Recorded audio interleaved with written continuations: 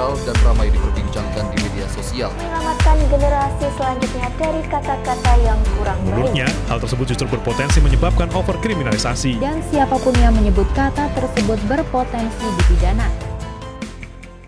Belakangan ini, sedang ramai kita dengar sebuah kontroversi istilah bahasa anak muda masa kini yang mengandung konotasi negatif atau hanya digunakan untuk lucu-lucuan saja.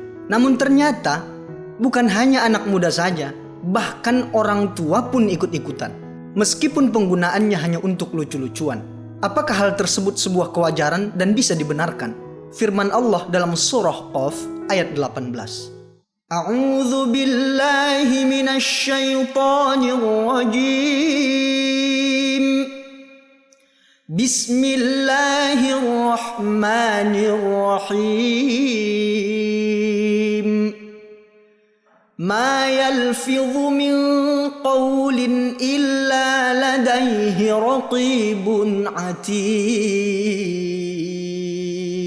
Tiada suatu ucapan pun yang diucapkannya, melainkan ada di dekatnya malaikat pengawas yang selalu hadir. Mencela atau menghina sesama termasuk dosa, apalagi jika sampai menyakiti hati yang menimbulkan prahara yang nantinya akan mengganggu silaturahim. Islam sendiri memberikan dua pilihan. Falyaqul khairan aw liyasmut. Berkatalah yang baik atau diam. Karena lisan diibaratkan seperti pisau yang apabila salah menggunakannya, maka dia bisa melukai hati. Di zaman ini, ketajaman lisan juga terwujud dalam aktivitas media sosial dan melalui status-status yang ditulis. Status yang menyindir orang lain, menghina, memaki-maki, dan sebagainya. Ibrahim An-Nakhai rahimahullah mengatakan, Kanu yaqulun, idza qala ar-rajulu lir-rajuli, ya himar, ya kalb, ya khinzir. Qala Allahu lahu yawmal qiyamah, atarani khalaqtu kalban, aw himaron, aw khinziron. Mereka para tabi'in dahulu mengatakan, jika seseorang mencela orang lain dengan perkataan, wahai keledai, wahai anjing, wahai babi, maka kelak Allah akan bertanya kepadanya di hari kiamat, apakah engkau melihat aku menciptakan dia sebagai anjing, atau keledai, atau babi?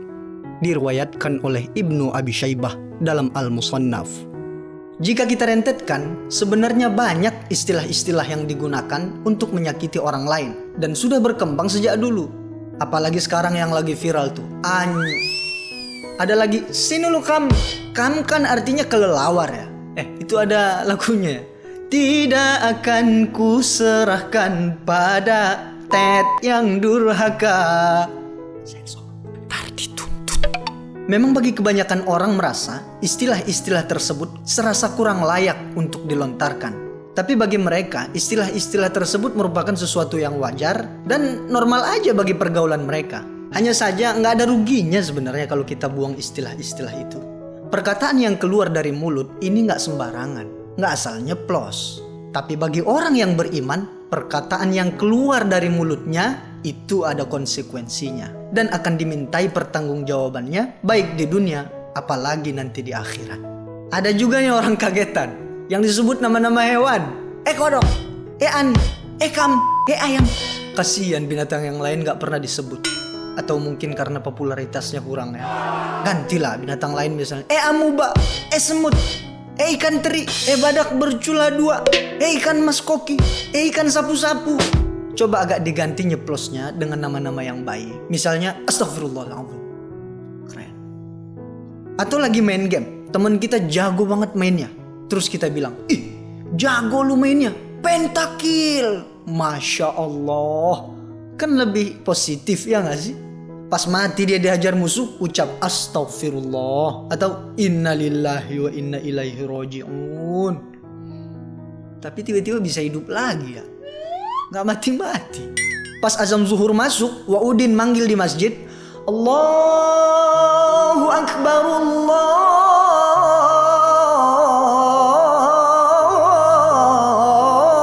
Akbar. Berhenti main gamenya, sholat dulu. Jangan pas ngegame doang alim, sholat kagak. Cemen.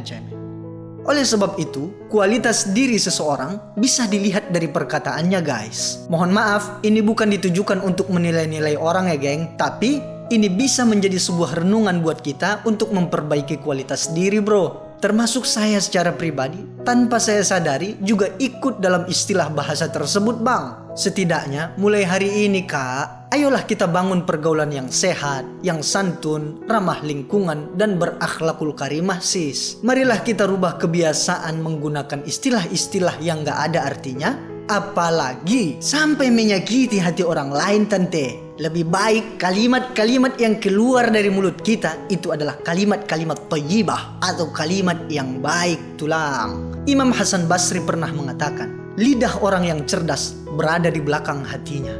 Ketika dia ingin berbicara, dia berpikir terlebih dahulu. Jika kata-katanya akan bermanfaat untuk kebaikannya, maka dia mengatakannya. Dan jika merugikannya, dia tidak akan berbicara. Sementara hati yang bodoh itu berada di belakang lidahnya. Ketika dia hanya berpikir untuk mengatakan sesuatu, dia mengatakannya begitu saja, tanpa peduli apakah itu bermanfaat atau tidak. Kata Imam Ali bin Abi Thalib, lidah itu seperti singa. Apabila kau biarkan dia lepas, maka ia akan melukai seseorang. Secantik-cantik berdandan, semoleh indah dipandang, selaras kata perbuatan, pasti orang pun senang. Secantik-cantik berdandan, semoleh indah dipandang, selaras kata perbuatan, pasti orang pun senang. Semanis cincin di jari, berhias permata intan, elok budi pekerti, harum jadi kenangan. Semanis cincin di jari, berhias permata intan, elok budi pekerti, harum jadi kenangan.